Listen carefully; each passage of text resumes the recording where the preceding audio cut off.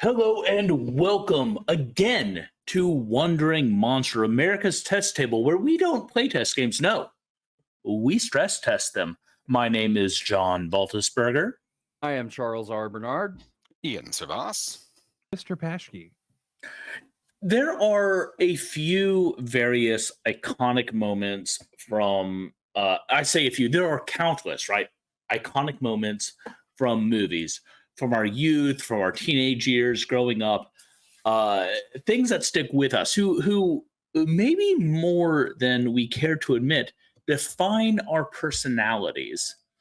For instance, there's a moment in Inglorious Bastards where a gentleman named Bear Jew walks up to the plate being a Nazi skull, with a baseball bat. Now, I like to think of myself not as I mean, like let's be honest, I am kind of a bear and I am a Jew. So Are you? Is this going to go in the direction of you dating, or is this going to go in like this like horror this is going in direct. Like, look, only one of those directions doesn't get me arrested. So okay, what I'm saying is like that stuck with me, and there's various movies from various like I know the first 3D moment in a film I saw that stuck with me was when the pike goes through the back of the guy's skull in Jason Part 3D. And the eyeball like goes like Yeah. But one of those films. Oh, go ahead. For some of us, it was the moment in Who Framed Roger Rabbit when Judge Dredd began to squeal and when I killed your brother, Eddie, I talk just. I'm not bad. I'm just drawn that way. Yeah. So like, yeah, for a bunch of kids to watch. You know what movie I did? Like, I never realized that Sarah Jessica Parker was Sarah from Hocus Pocus. And so look, if you look me in the eye and you tell me Hocus Pocus was not a pivotal moment in your sexuality, I will call you a liar. Anyway, there's all these moments that turn us to who we are, but a movie that is chock full of incredible Stanley Kubrick, right, is known for creating these like moments, these string of frames that is a perfect painting that encapsulates a moment.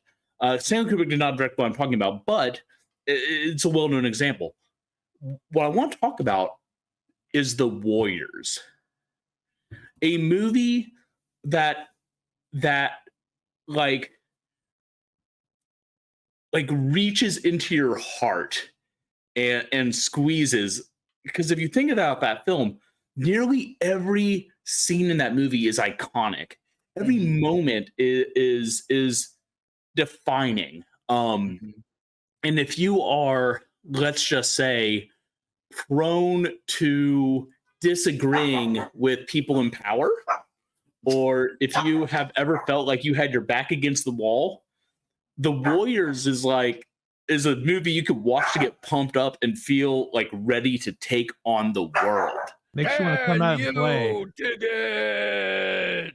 I can. So tonight we are playing a game that is I don't know if I'd say it's heavily inspired by the Warriors, but the way I'm coming into this game is super inspired by the Warriors. Ian, take it away. Absolutely. So actually, I was sent copies of this. So the fantastic Pontus himself sent me from Sweden as a gift of love these beautifully risographed printed works of art.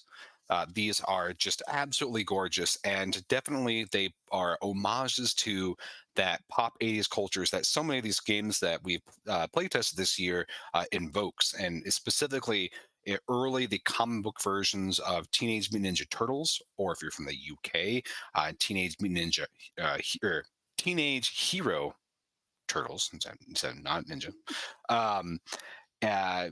A lot of this kind of comic books and movies like The Warriors and such. So the book is chock full of these wonderful homages and some of the names and some locations, some of the character designs brings me back to my childhood, especially like TMNT was something that I consumed a lot of. So I smile at a lot of the references in here. Yeah, if I may, Yeah, so the name of the system, as it were, is AltNYC88, and it is very much the New York of the pre-Giuliani era, Mhm. which is to say, New York before the Disney store in Times Square, before like things got cleaned up.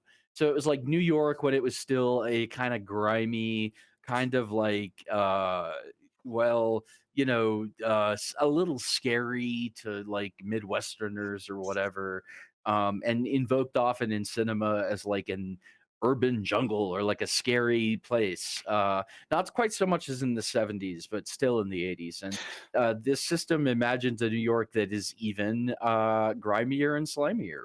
Let me jump in as well. I am famously anti 80s propaganda. I'm not saying I hate everything from the 80s because there's some music and movies that like sing to my heart. I just wax romantic about the Warriors.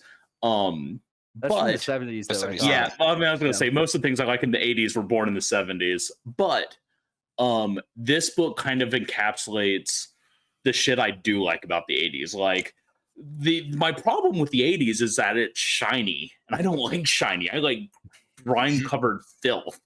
So and like, oh man, those old teenage those old ninja I can't remember how you tried to get around the legal You start to stutter. TMNT. those old amphibious warrior men from the sewers that were green. Battletoads. Man, those old yes, those old comics were brutal. Oh yeah. So anyway, I just wanted to cut in and say, like, Sure. as the face of the anti-80s, We got a thumbs up. yeah, like this is cool. I like it. You get a John pass. I'll take it. Kind of going a little bit just as a quick recap of like Alt New York City 88. The adventure saga that we will be starting tonight is a fantastic, beautiful series. This one here, the first installment is Free Willy, and there's a sequel available to this called Dear Mr. Tank Cop, and it's how I actually discovered this game.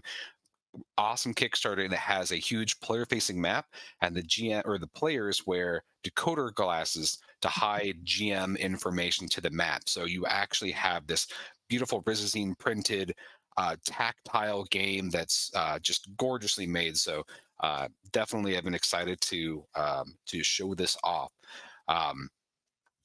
But if we don't get started here, I'm just going to keep talking more about how awesome this design is. You can pick this up from Fantastic Fiction. We'll give you a link for that to Pontus's Etsy, and he does writing with his collaboration group called Hornhand. And there is a part 3 in the works of the saga that is Dr. Zeke's Garments. And if that's not an awesome name for an adventure saga, Dr. Zeke's Garments. Yeah.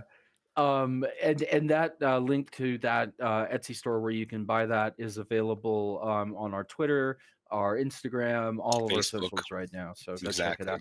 And just to confirm, did John actually fall over backwards in this chair just now, or was that how did I miss that? I was so focused on looking at this. I missed him tumble. Man, that shows you how captivating this is. It might have just been him. I don't know, but yeah. The game is so good, you'll fall out of your seat. Apparently. Hope he looks intact, but not happy. Uh-oh. So, but that is fantastic. While he is getting his equipment calibrated, so we can introduce tonight's. Actually, would one of you like to introduce tonight's gang? Sorry. Sure.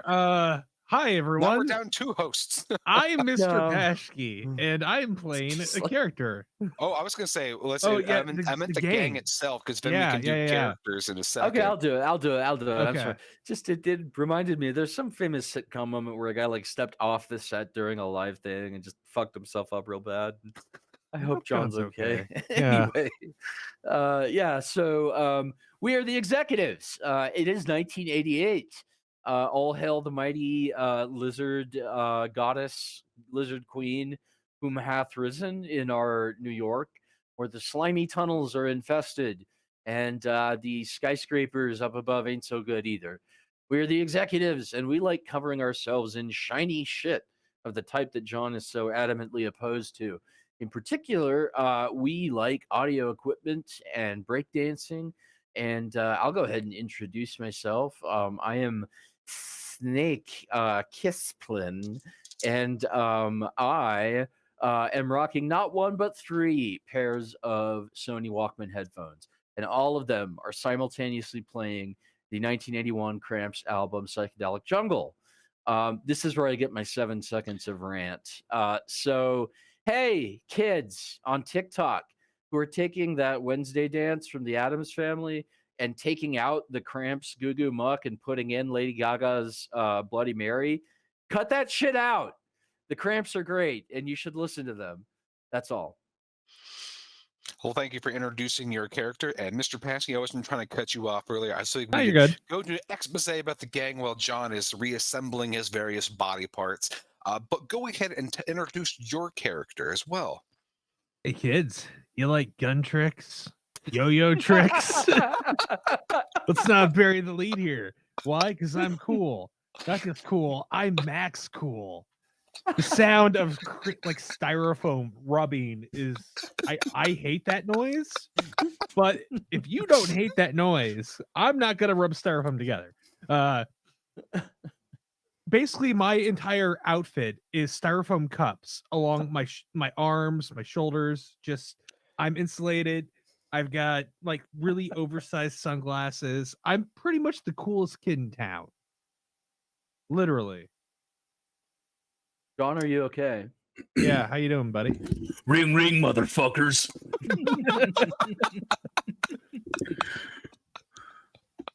Hello? Will you accept a quick call from the operator?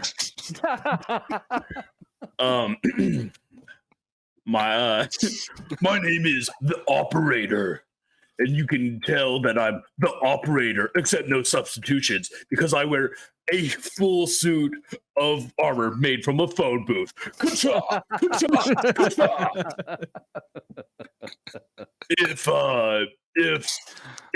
If anyone comes by, if like a middle-aged woman come by asking for Josh or Joshy or Joshua, and I don't know who that is. Definitely isn't me.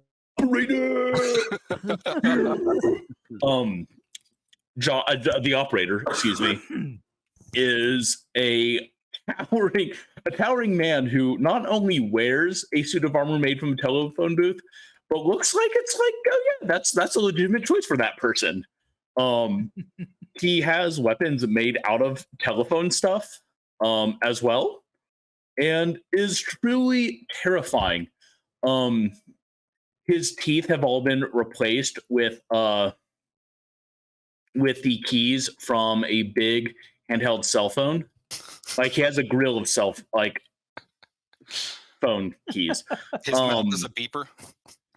Do you No, but he does rotary have phone? He does have a cod piece made of beepers. All of them set he's- to vibrate. Yeah. The operator hates all things pertaining to weakness, but loves dancing. His favorite movie is some 80s dance movie. You fill in the Breakin'? blanks. What? Stepping up. Breaking. Probably breaking. It's Breakin' is a good it's one. breaking. I hope Yeah. that's not Desiree suggests a Footloose, and so I need to find a good divorce lawyer.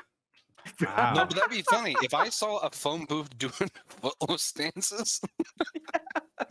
Desiree recently, like, I've never seen Footloose. Desiree had never seen Footloose, but she was forced to watch it at the doctor's office.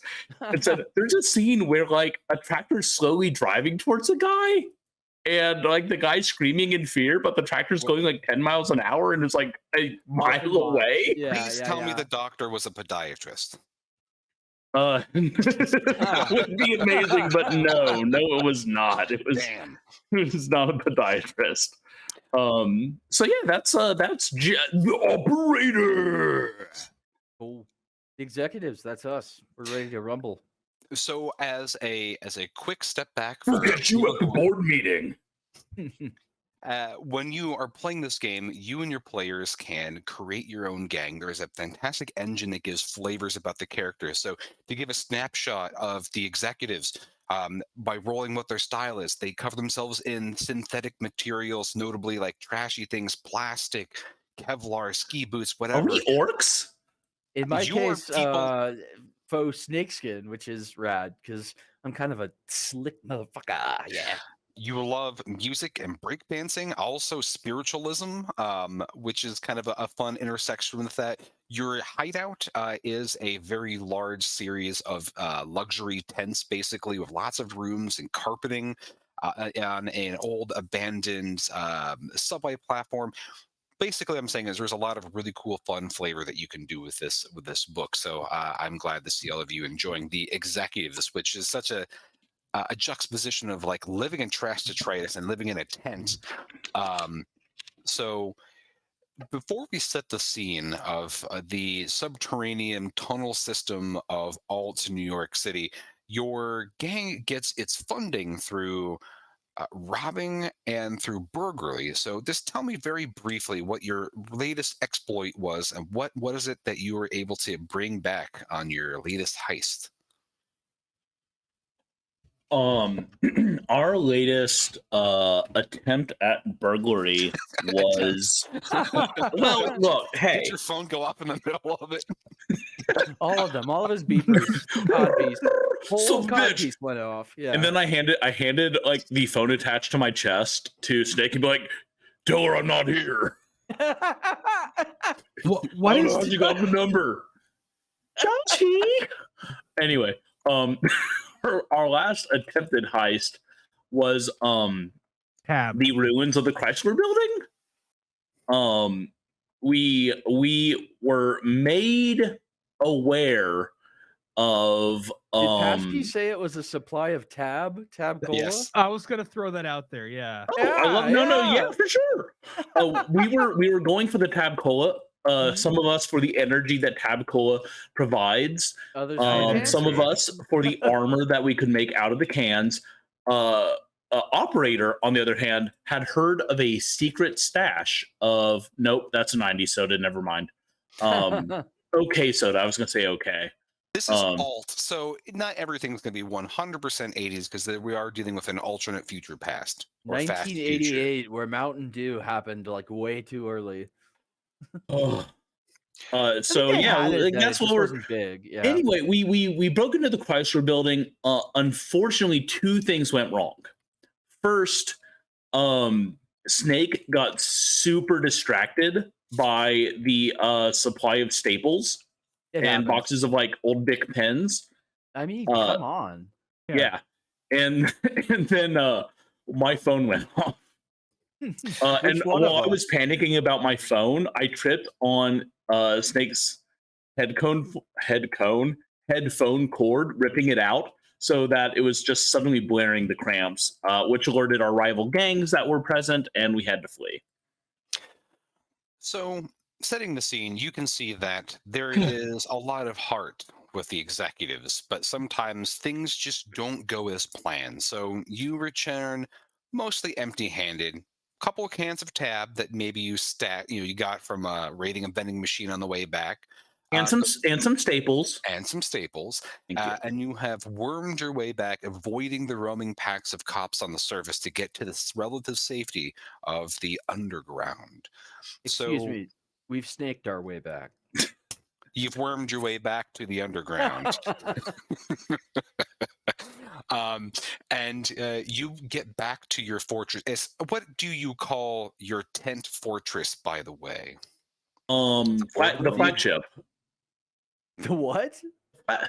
Corporations tend to call their like headquarters or their like big fancy store the flagship. Oh, the flagship. Yeah, I like that. So you find yourself back at the flagship, nursing your wounds, pulling staples out of your skin, and practicing your sick yo-yo tricks. when you are summoned by Nadine, your gang leader, in the backmost room of the tent of the flagship, as it were. Hmm. So, Nadine is a well, she is a personality. She perpetually has her eye patch on after she lost her eye in a pie eating competition gone awry, sabotaged by the rival clown, the rival gang, the clowns.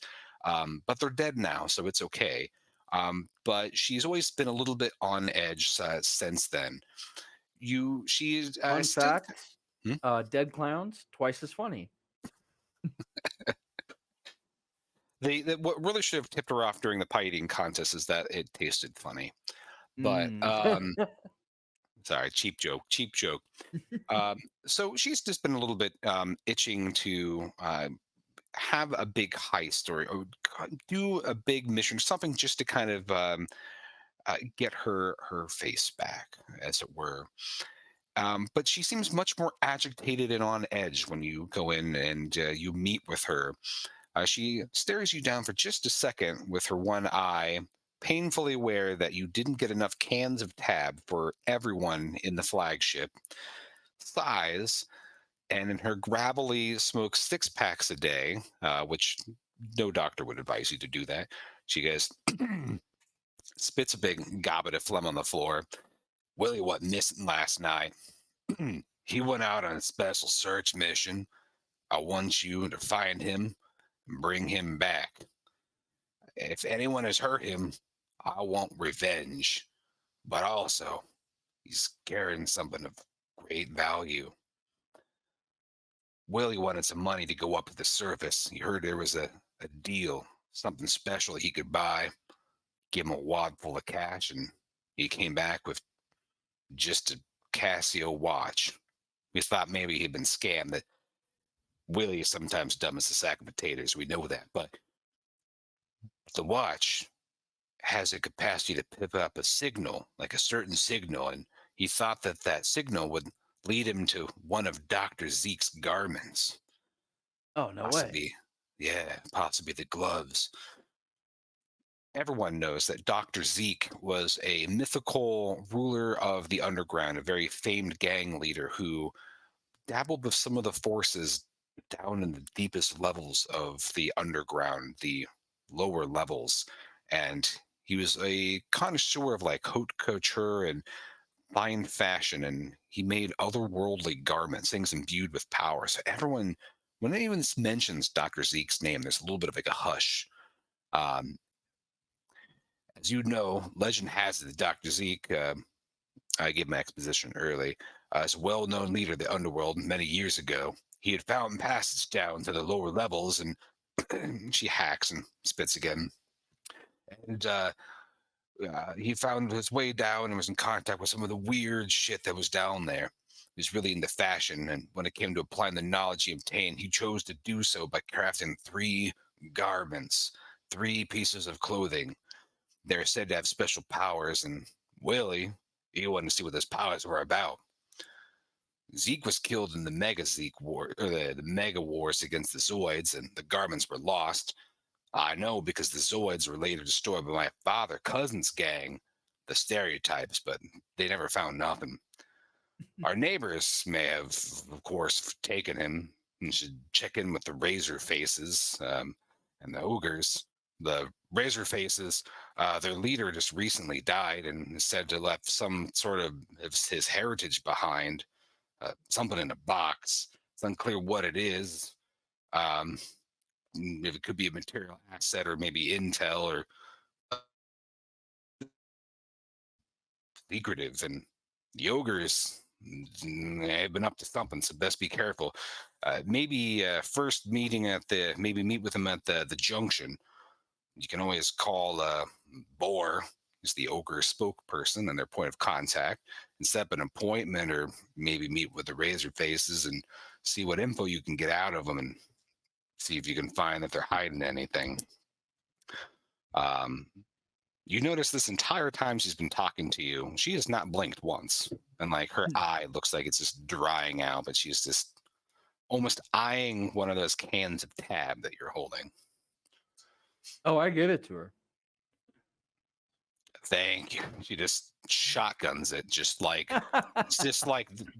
no nail, nothing. She just like takes her finger, just pokes it hard in. Real question: is that shit for sale still somewhere? I think it's finally died, like right around pandemic. So, quick question: can I have can I have met Nadine in summer camp when we were kids? She will never admit it. So wait, don't worry, Nadine. Including me, the operator. Make sure we find him, bring him back safe. Also, my mom wants to know if you're gonna come over for dinner on Friday. So, how old is your character versus how old is Nadine? Was Nadine a camp counselor, or was there Nadine was something probably more? a camp counselor, you know. But like she would have been like 15, and I would have been like 13. Like major crush for a couple of years, and then like once I was old enough to like not be a little kid anymore, just like I maintained the following her around like a puppy, but like lost the like she's so dreamy part, and just like, yeah, she's a badass, and I'm gonna be as badass as possible so I can be a badass like her. A big clanking puppy. Yeah, exactly. I'm like a bulldog who got his foot caught in a little bit of fence and just dragging it around.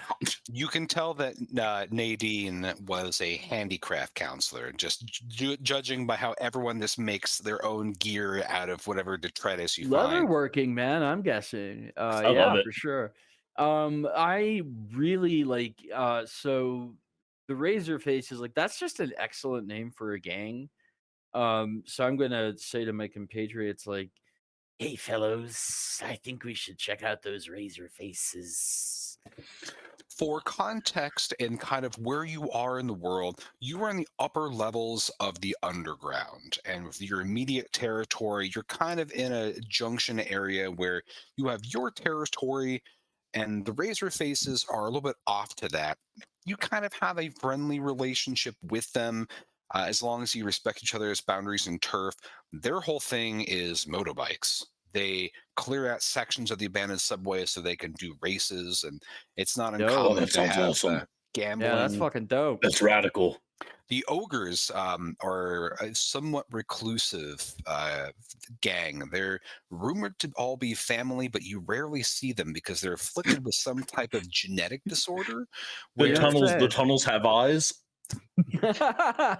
The older they get, the more their bodies swell and contort with this monstrous growth. So the elders of the family are completely out of sight and won't even meet with you. If you were even to meet with the esteemed mysterious leader of the ogres, you don't even know their name. You'd be meeting with them in almost something like a confessional, so you won't actually see how deformed they are. Dear Daddy, I've been a bad boy. The Razor Faces sound like a better gang from the standpoint of like the name, but meeting in a confessional is pretty dope too. So I actually leave it up to you guys. I'm going to argue for the Razor Faces as well, because abandoned subway motorcycle races, that's sick as fuck. What does Maxx Cool think is the most important thing? Oh, that's true. What's the coolest thing? What's the rule of cool? It sounds pretty cool. Not as cool as me, but you know, I could go for a race in an abandoned subway tunnel, I guess. Yeah, that does sound like a blast. Yeah. So I don't like them because none of their bike. I don't fit on any of their bikes, guys. Well, if you took that shit off for once in a while, Hey. you know, so I lost the key. Now, can confirm. I will say this much: that like one of those old ass phone booths would have made excellent armor, because every one I've ever been in seemed like somebody was trying as hard as they could to break it and failing. Like all the windows were like kind of like distorted and contorted, maybe cracked, but like they were still there, you know, like fucking things could stop a bullet. All right. Can go back in time. That's how strong I am. I turned one into armor. Yeah.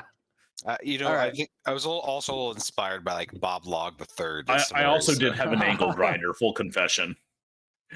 So the region between your 3 gang territories is called the Junction. It's where you have your meeting, your discussions about allying against various common threats, illegal gambling based on the races from the Razor Faces.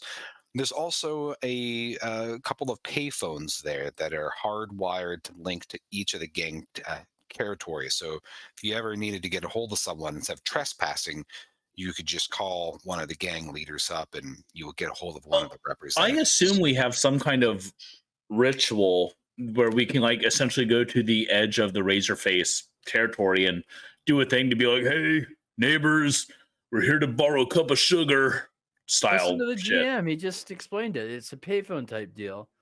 Hardwired payphones. Yeah. Straight to each gang at the You would junction. think you should know this. I mean, come Yeah, on. payphone expert. I will fight all of you. You think you're safe because you're in Indiana and Utah, but no, I will. didn't talk He back. doesn't know where I live. John, Ohio, sorry, Ohio and Utah. Now our fans are going to stalk us. Thanks. John, I didn't John, doctor. John, I never think I'm safe because I'm in Utah. Okay, that's fair. That's fair. Okay. Side note. In my company Slack, they're going crazy for Christmas, as they do. And so it's like, hey, John, do you decorate? I was like, no, I decorate the inside of my house for Hanukkah. I don't really feel safe decorating the outside. Oh, why's that? Well, Is that really hey, can we get HR in here real quick? Let So me they can just wind the write me up clock as I back. talk? Yeah. All right, so Love your I'll neighbor. make the call. I'm a natural diplomat. I'm very outgoing. My dance, I do the snake better than anybody. And I packed cardboard so that while we're waiting, we have something to do. So I place the call to the Razor Faces, and I say, hey, Daddy-O, we want to meet and talk about some stuff if you'd meet us at the junction. And assuming that they say yes, we're then just going to like break it on down on that cardboard until they meet us there. you think that they said okay. In the background, you hear tons of like engines revving, and then it sounds like a bunch of people throwing shit against the walls. Like there's like a shit ton of noise and it's metal, and you think you hear okay, and you're like, hopefully. Those guys sounded awesome. Fuck this gang. I want to be part of their gang, but I can't Yeah, get on look, any fucking honestly- motorcycles. Honestly, I'm slightly tempted to switch gangs right now, like just a little bit. I mean, Executives come on, ride guys. or die, but like it's all the smashing and the racing. They may be cool, but they're not as cool as the executives. I mean, come on.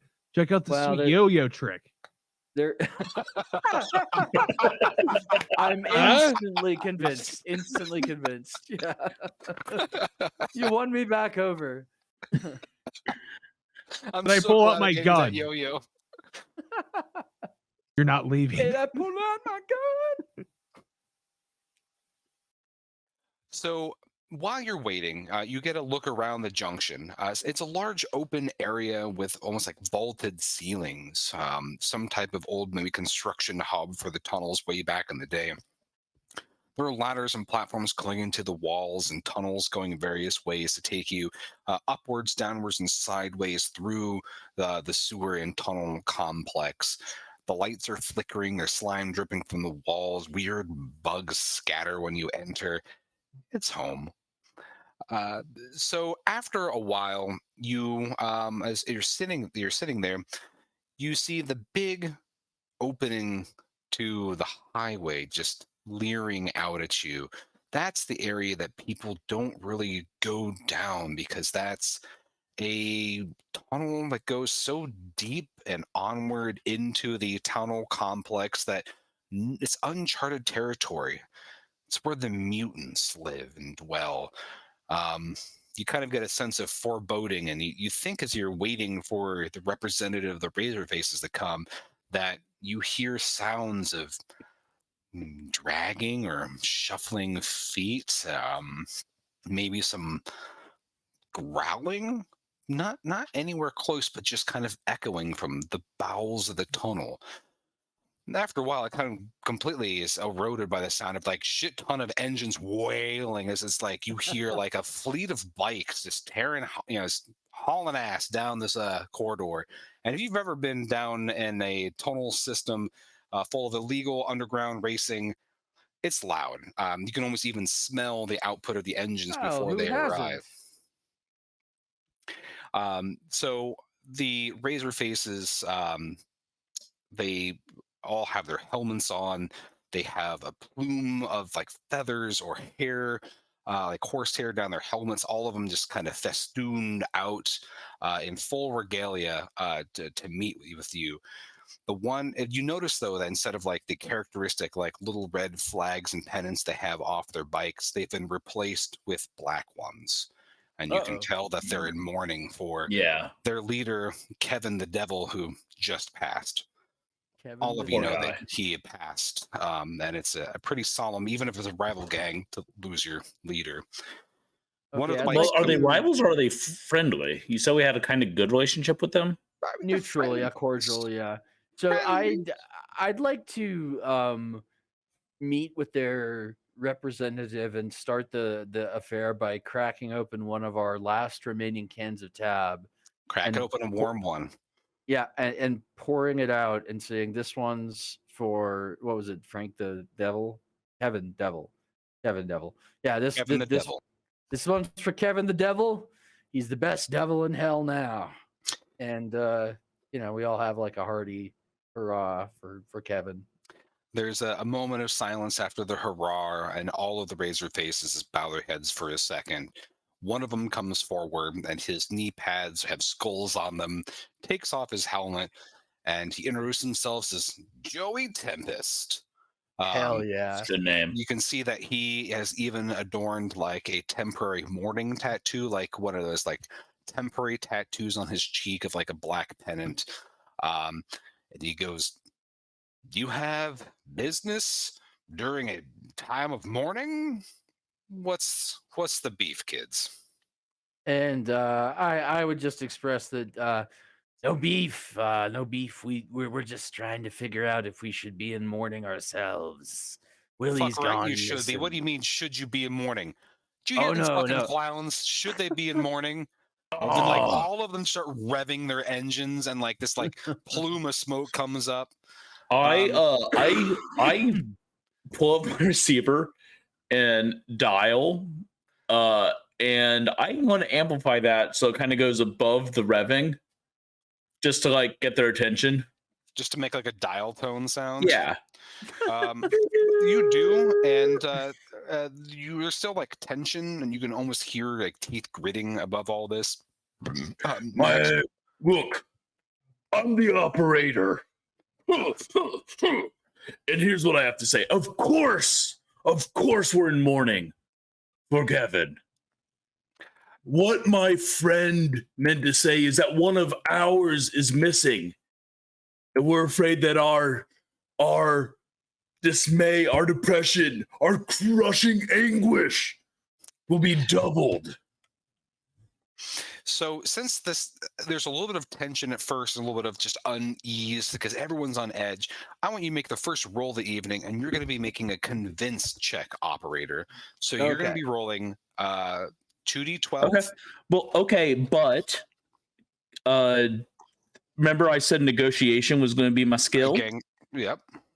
Does that do anything for me? That would be. So go ahead and make your roll, and then if you're not satisfied with how close your two dice are, you can re-roll one of them. So while he's rolling, for our viewers, what's fun about this mechanism is that you have dice assigned to your stats, and the larger the die size, the worse the stat is. Yeah, 4. I rolled an 11 and a 7, so my difference is 4. Did you want to re-roll any of those? Or are you comfortable with your 4? So can I take the better result if I roll? So as I'm explaining to the audience, depending how you roll your dice, you're looking at the difference between the two values. If you have a skill, that is something that's unique to your character or one of your gang skills, you can re-roll one of those 2 dice to try to close the gap. The smaller gap between your 2 dice you've rolled, Okay. the better the result. I'll keep the 4. Okay, sounds good. So that means it's a partial success with a kind of a complication. So there's uncomfort, and you can see that the Tempest looks at you and goes, "We're all hurting, brother, and we don't know if we can be of much help. But if you've got one of yours missing and it's tearing you up, maybe if you help us out, maybe we help you out. What's going on?" All right, and I wasn't paying attention to Nadine. I was busy reading the back of my tab soda. Can you tell him? yeah, I got this. So I break it on down for him, leaving out the Zeke's garments portion of it for now, just because that would complicate things, and explain that Willie was sent to make a purchase and did not come back, and Nadine has sent us personally on a mission to retrieve him if possible, and to wreak terrible vengeance upon whomever hath done him wrong otherwise. And I'd go ahead and say, and we'd be happy to help you if you can help us in any way. What is their need? Was you saying that one of you is kind of missing? Goes, well, what is it that he looked like? A quiet one. What did he look like? That's you, Pashki.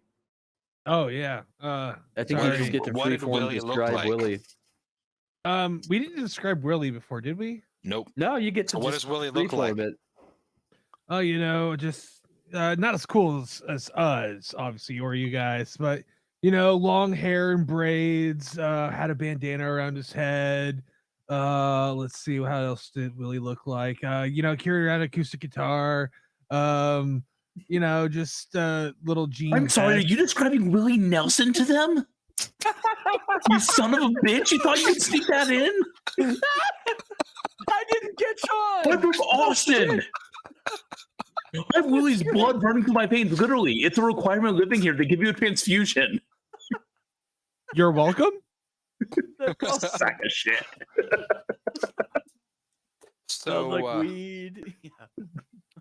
so Joey Tempest, you start describing what Willie looks like, he goes, "Oh, I think I heard about that. I think, yeah, I think one of us has probably seen your man. We can take you to him and to Buster, and Buster can tell you what he's seeing. As far as what you could do for us, well, everyone's out to get her ever since Kevin died, and he left an inheritance with us. All the other gangs are trying to get it, and we want to lock it up. He told us not to meddle in things that we don't know about, and the key is there's a key that's missing for a door, and we don't know what's behind the door, but we know if no one else has gotten that door open, then it's safe. So if you can help us find the key to this door, then we'll call things even. We help you find your man, and things will be good." He starts to like resist itching that temporary tattoo on his face, because those things itch. I think it's important that we use this time of grief to solidify our bonds as brothers in awesome shit. We're going to help you find that key. We're going to keep these other fucking jackals away from your inheritance as rightfully yours. All right. So The deal is Sounds forged. cool. so they give you clearance to walk through their tunnels, because things are a little bit tense. They're not going to offer you a ride on the back of their bike, so they'll say they'll meet you back. I mean, I was looking forward to hugging one of them, but I'm looking through my skills and I don't think I have anything that's very good for key detection. Do we so let's before they take off, let's ask them, like, where was it last seen? Where did you have it last? When do you last remember having the key? So he goes, well, maybe you're not familiar with all of the ways of the razor faces.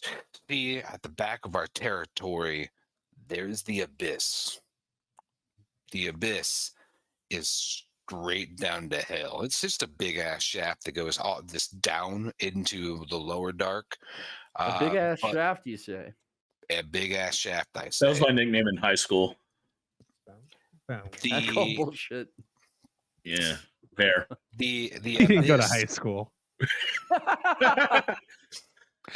separates what we call the platform from our territory. Basically, there's just this drop off, and so it's a rite of passage that we rev our bikes, and if someone can ramp off and sail over the abyss in a bike and land on the platform, then they're the leader.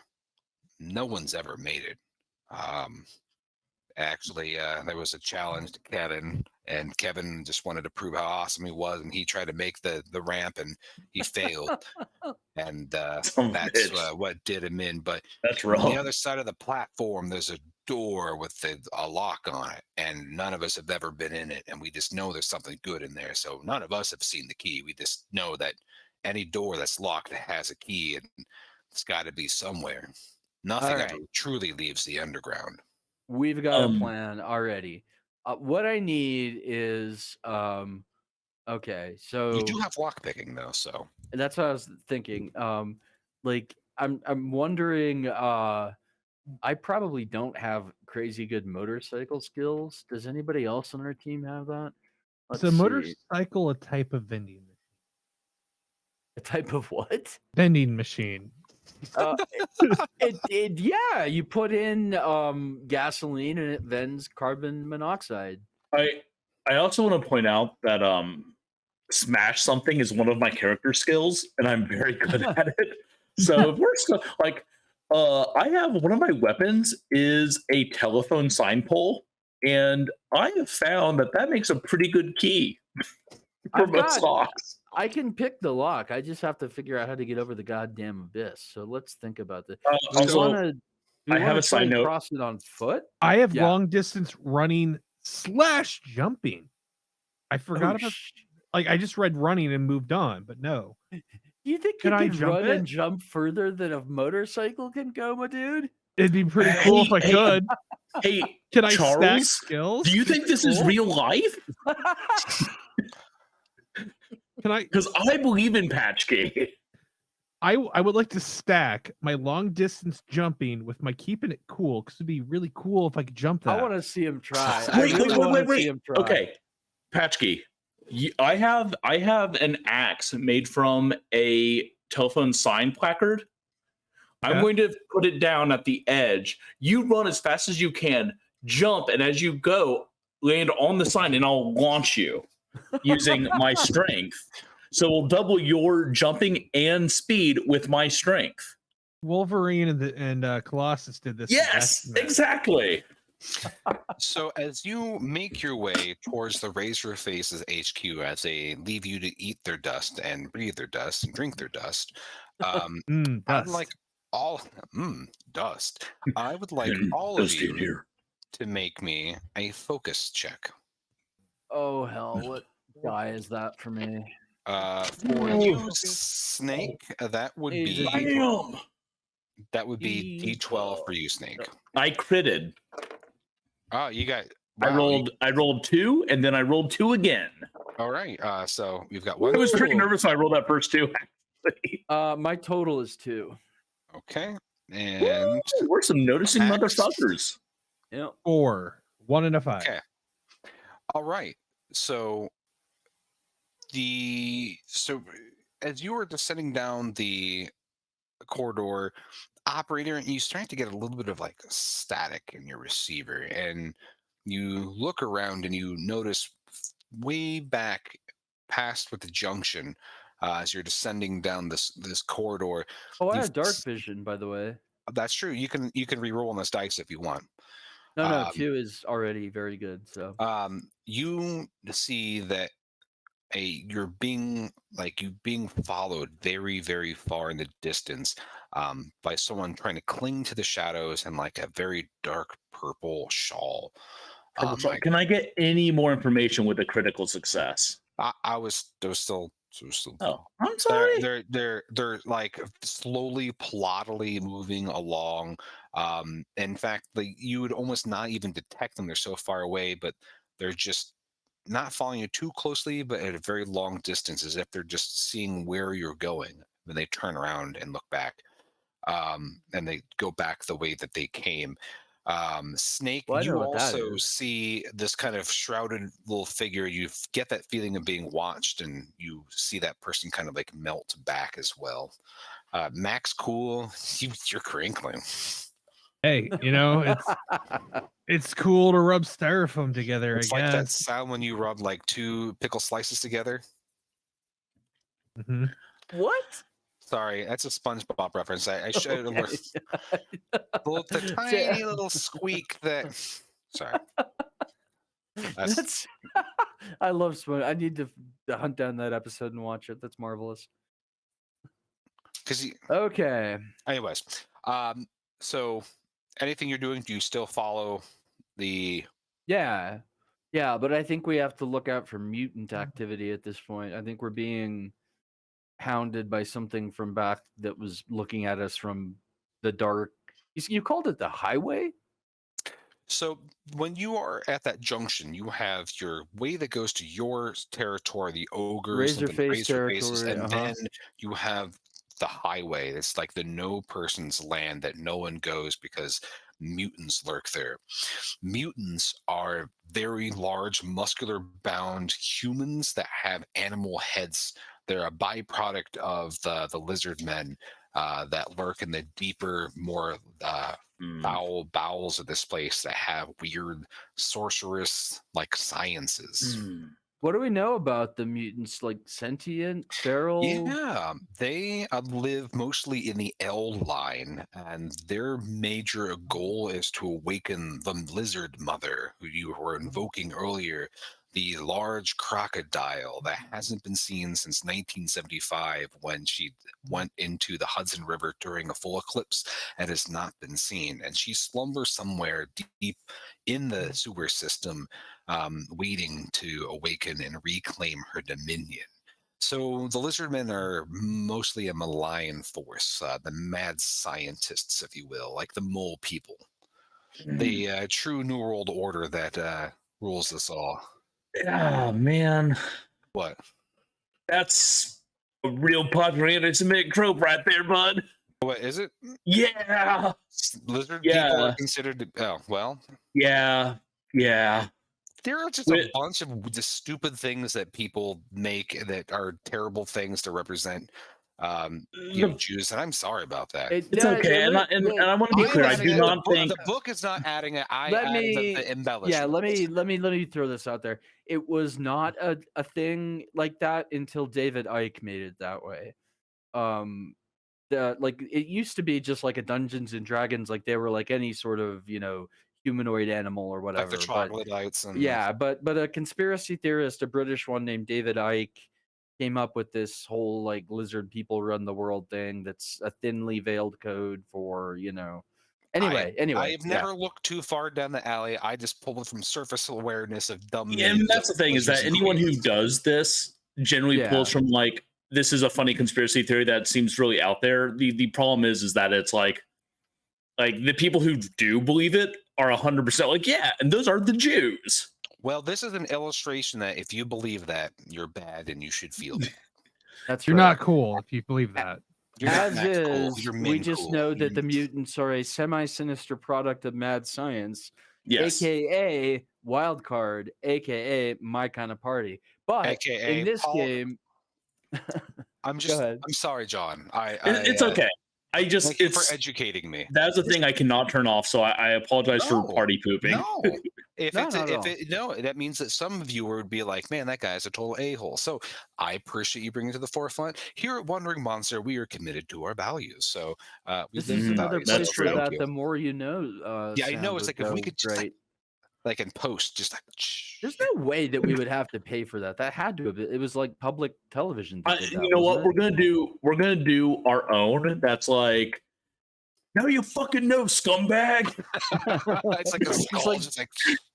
Well, we'll do the Death Clock version of the little like riff, instead of I want da, Pasky da, da, da. whatever it is. I want Pasky to like draw whatever it is that's going to go. Oh, I across love the that, and screen. I will ask Harlan to do a heavy metal. I will ask Harlan of Bog Wizard to do a heavy metal riff that we can play with the more you now you know, At the motherfucker. end, when we talk about other plugs, I did get the Bog Wizard coffee. So Oh, fuck yeah. yeah! More you Okay, fucking know.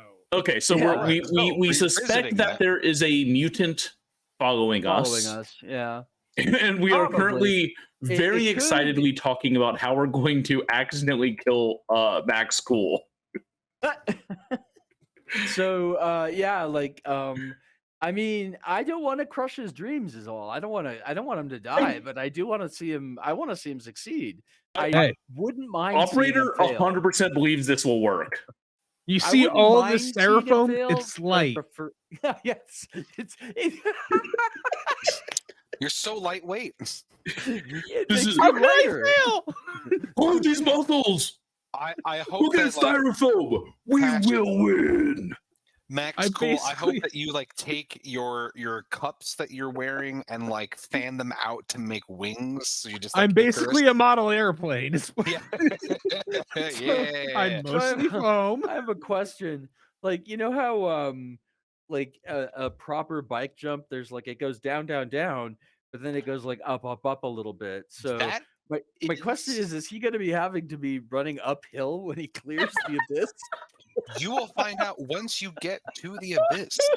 And maybe there's a reason why people haven't passed. That's so funny to me. Because they're cowards. Oh, splits. So Uh, after an educational and humorous jaunt to the Razor Faces headquarters, you find that you are expected.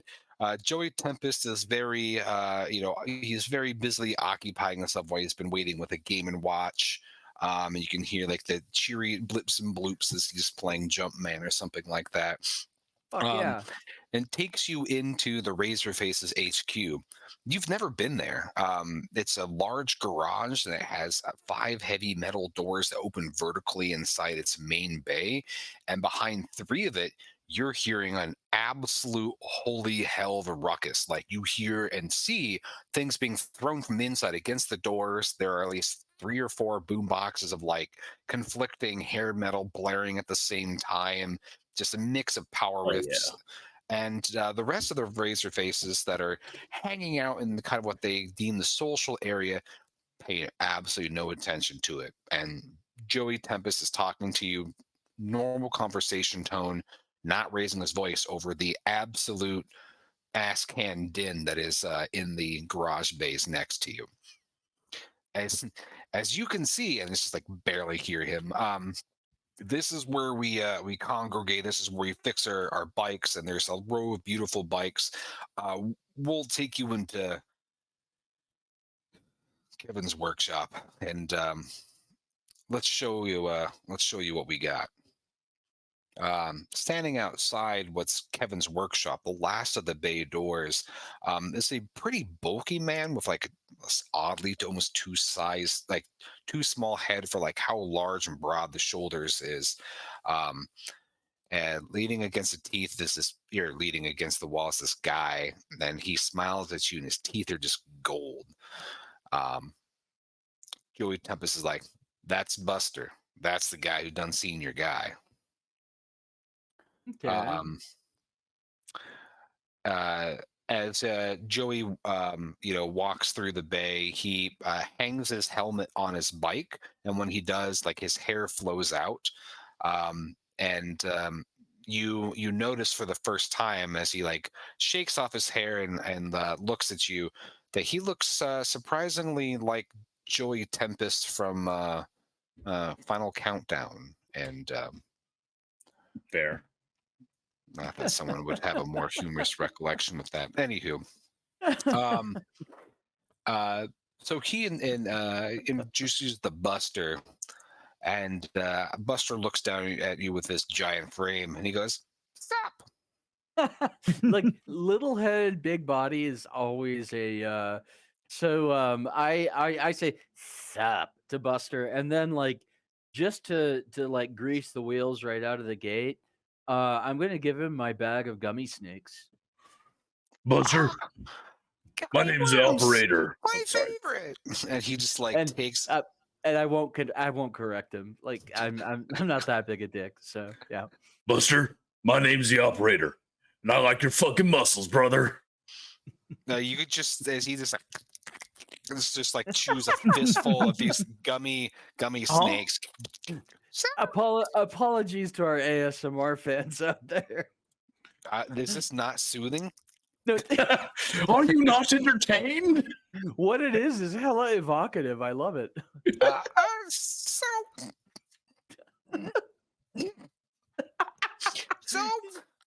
yeah. So I saw the guy with the dreads, and yeah, he got jumped by some mutants. It was God damn it. there's a lot of mutants, and It'd be really was- cool if you tell us more about the mutants instead of eating the candy we brought you. You know, so just trying to like peer pressure him a little bit. are you like wanting to make that to be like the level of that you're wanting to make a convince check to like get to the point? Yeah, that's what I'm trying to go do. for it. Okay, and So for you, Maxx Cool, convince is D10. So that'd be Just 2d10. Maxx Cool have an advantage on that for being so fucking cool. I mean, If you my tell me difference what you're is doing- 1. Oh, negotiation is Yeah, our all right, gang so- skill. Yeah. So yeah, you get Buster's attention, and what is it you tell him to get him to the point? Yeah, I'm just like, hey man, it'd be really cool if you could help us out and not eat so many gummy worms when we're trying to figure this case out. You So, know, He because you're kind of being rude. oh, I'm sorry. So he Who takes who the do you last of the think you gummy are, worms. John Baltusberger? he puts them in his cheeks, and you can like suck in the juice between them, and you go, "All right, just come this way." So he brings you into Kevin's private quarters, and you see that like this is the door. Like you've got a big bay door next to it. Is a kind of a depressing brown door with old dingy glass in it. Opens it up, and it's a workshop. It smells stained, like the walls are stained with too many with like that cigarette grime. There's an old flickering vending machine that is dispensing Jolt Cola or 7-Up Gold.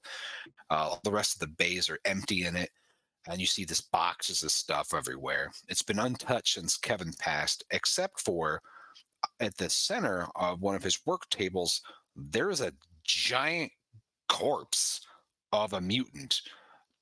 Big, muscular, buff dude, dog head. And you see it from its side, there's a knife wound, like a long knife wound, kind of like the knife that Willie carries with him that he keeps hidden in his guitar.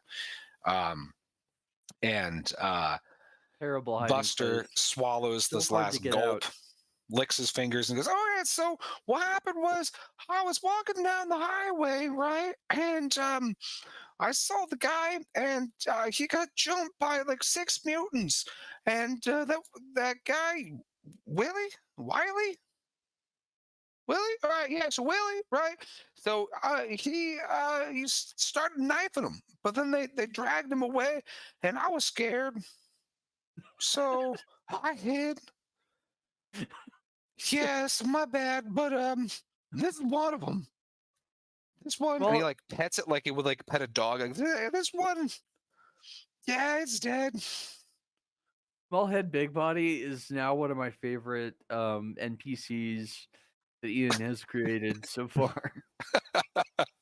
Man, if you would have played, you got a job on the garbage barge during one of the cons that I ran. I run a guy who was a hot dog with hot dogs for fingers, even before the A24 film came out. It was pretty fun. Anyway, so getting to the point, Willie was jumped and taken by mutants, and he was following, series of bleeping sounds from his watch. Hmm. So he says, "I bet they kept him alive because they put him on a leash and they dragged him away. So you're saying he is still alive? I think this one ain't." It'd be really cool if you knew. Well, yeah, I'm sure. He was alive. I watched him.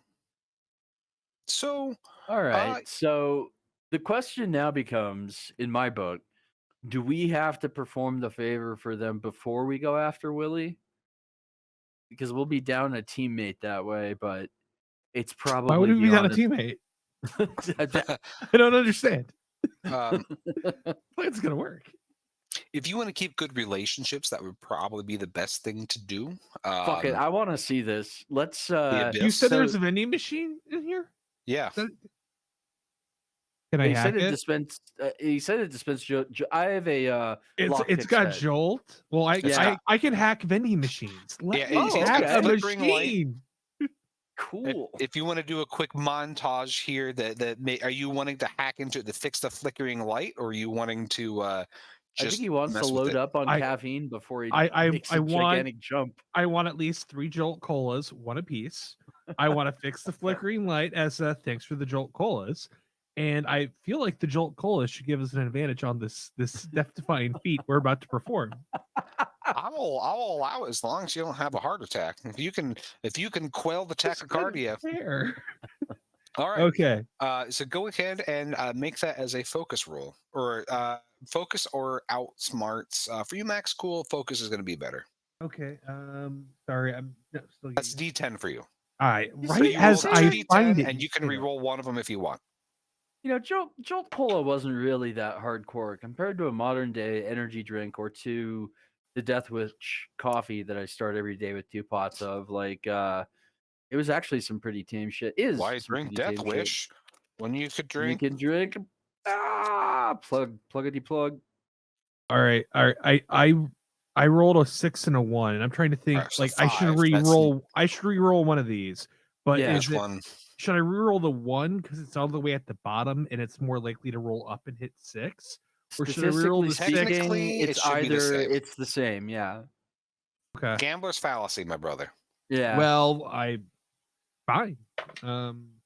That's a You know, 4. the weirdest thing about probability is Hmm. also like that. You know, people tell you like if the odds are 1 in 100, you do it 100 times, it'll happen once. That's not true. The That's not true. odds are 1 in 100 every single time you perform the action. The Mhm. odds are always the same. They don't go up the more you do it. That's why Anyway, that's all. gambling is Yeah. not Yeah. good for you. Mhm. So Yep. you were able to a very cool style. You were able to fix up this vending machine so it dispenses cooler than it did before. It's more fluid. You're able to degum the cash box, with like people putting in taped, nickels and stuff or whatever people do. And you dispense some Jolt Cola, and Buster looks and goes, "Wow, that's really cool, mister."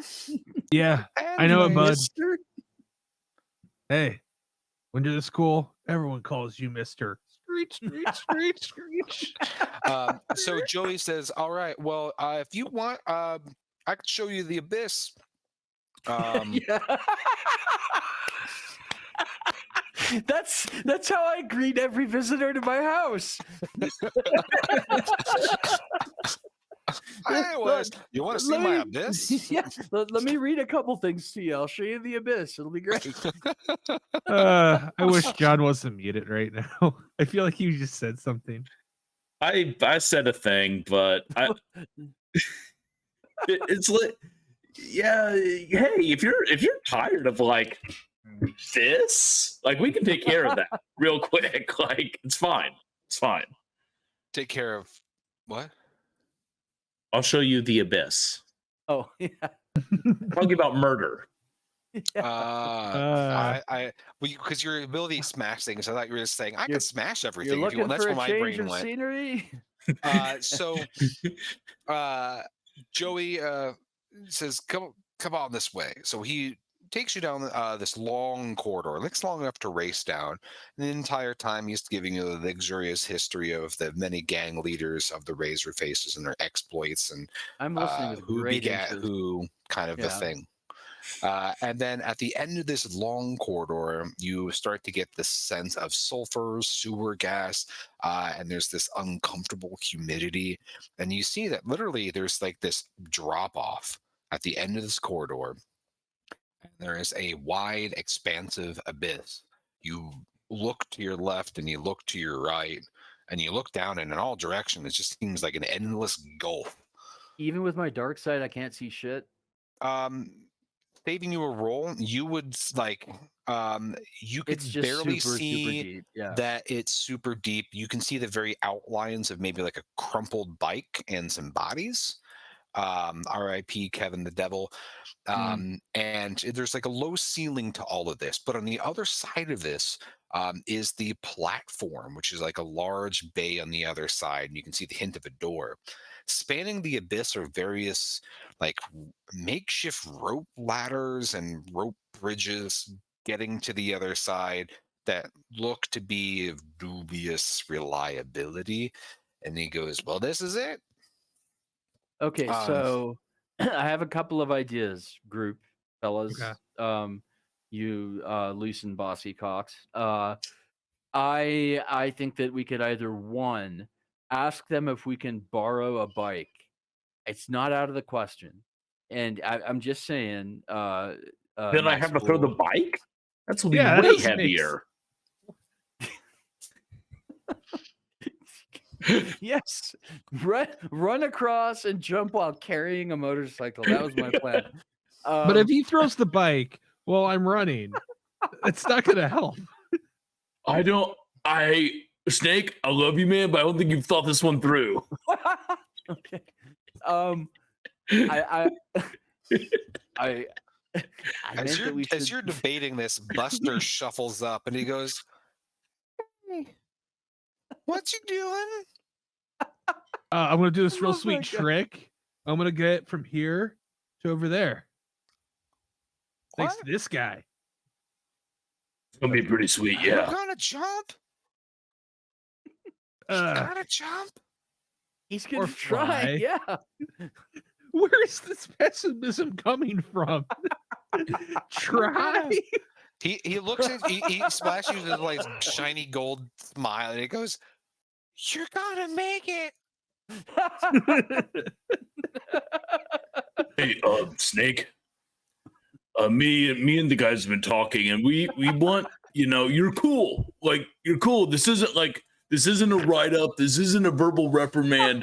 But we feel that sometimes Just rein in the negativity, bud. That's all we're we asking. can't, because we're a team and we want each other to succeed. We like, really are the executives. Look, this new book came out called crap. What was Who what moved is- my key?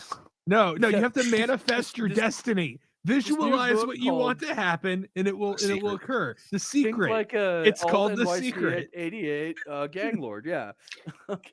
I listened to my gangmates advice and take it to heart. I crank up the cramps on my my orange foam headphones, and that helps my mood. So I'm in the spirit now. You see Buster like look like in his trench coat, and he pulls out his Walkman and he slowly like looks for the eject button, and then he hands you a tape.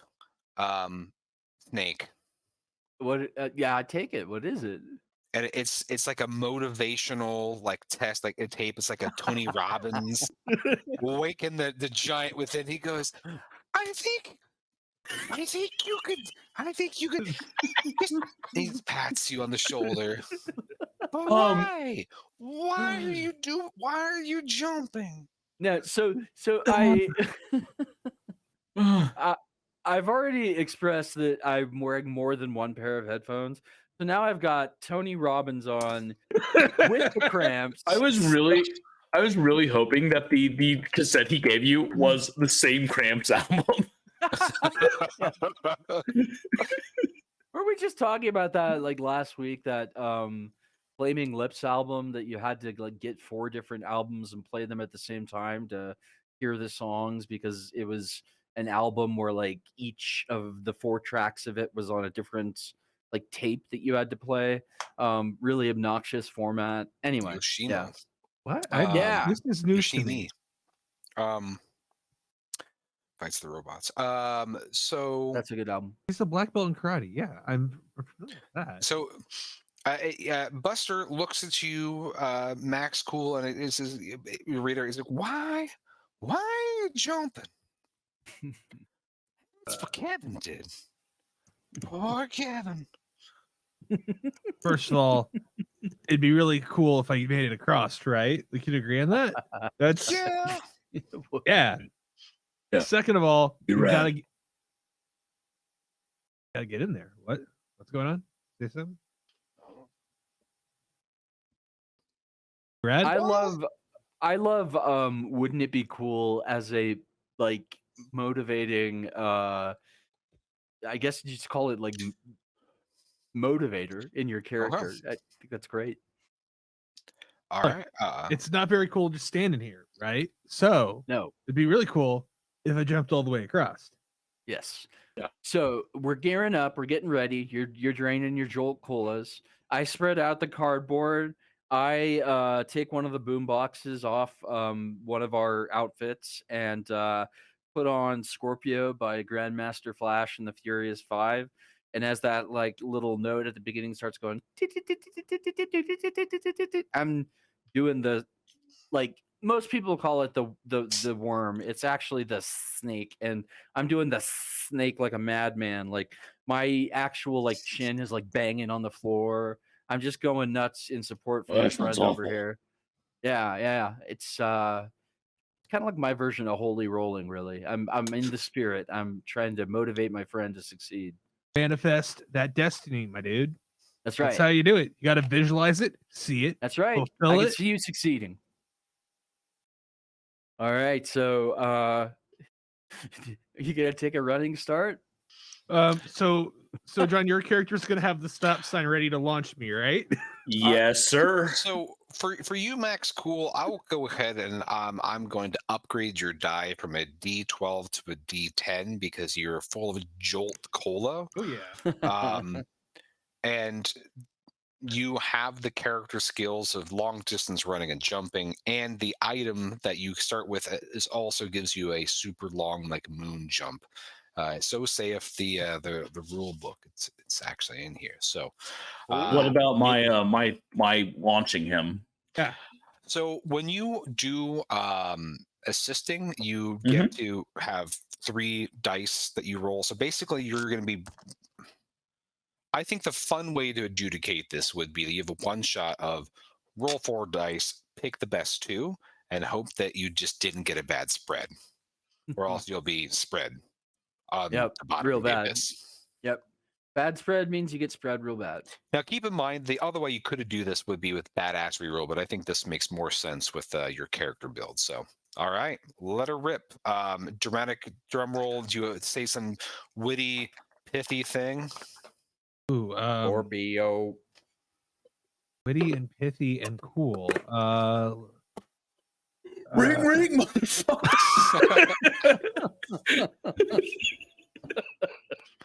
I got nothing. Terrible. Then you have to use the ring.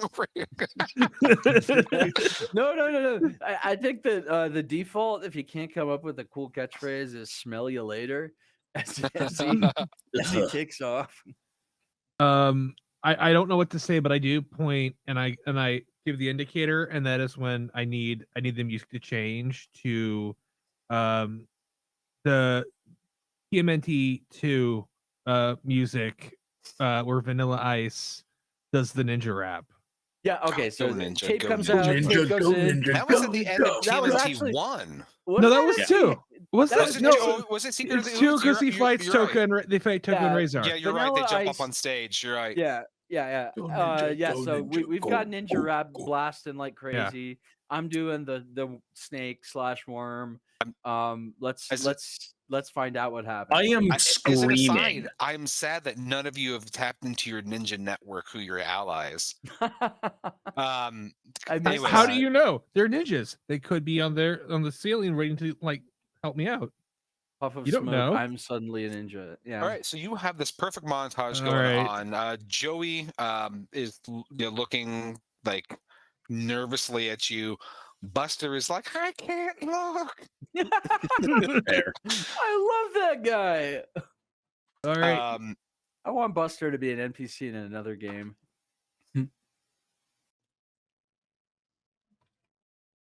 Is the 0 on a D10 It's a 10. a 10? It's a Yeah. 10. All right, so the difference is 3 and not 6. Okay. So did you roll 4? I only rolled the 2. So roll 2 more, and you get to choose the 4, like The two Yeah, the 2 closest closest dice. out of It's all how four. I'm fast and dirty, not trying to instantly kill Yeah. you. So don't out kill of me, four, Pontus. out of 4 die that you roll total, just pick the 2 that are closest together. Okay, so I could go with a 8 and a 9, or That's perfect. or yeah, a 0 and a That's- 9. Yeah. No, Okay, 8 yeah. So It's 1. one either way. Yeah. So Yeah. that you are able to get a success. So you like Holy get a running shit. start. You hear all the air expel from like the bladder of your shoes. You have that Michael Jordan airtime before Michael Jordan was Michael Jordan. And you have that like depth, this like that breath goes out of you. It's like you feel your feet like barely touching the edge, and then you like tumble over on the other side. And as you're on the ground, breathless, like Jolt Cola burning through all your veins, Buster goes, "Why didn't you just take the rope bridge?" Cause it would. Wait, no, I gotta delete from my head. Cause it wouldn't have been cool enough. Hey, Ian, Yeah. why would a golfer have hang time? Well played. I just expended my entire repertoire of sports jokes. That's it. I'm I done. really That's an all right any. one. That was a good one. Yeah. Yeah. Thank you. So you are on the other side of this, and you can see lots of like shoe prints and marks, and it's like just kind of various shuffles and layer of dust in this area, and then the door.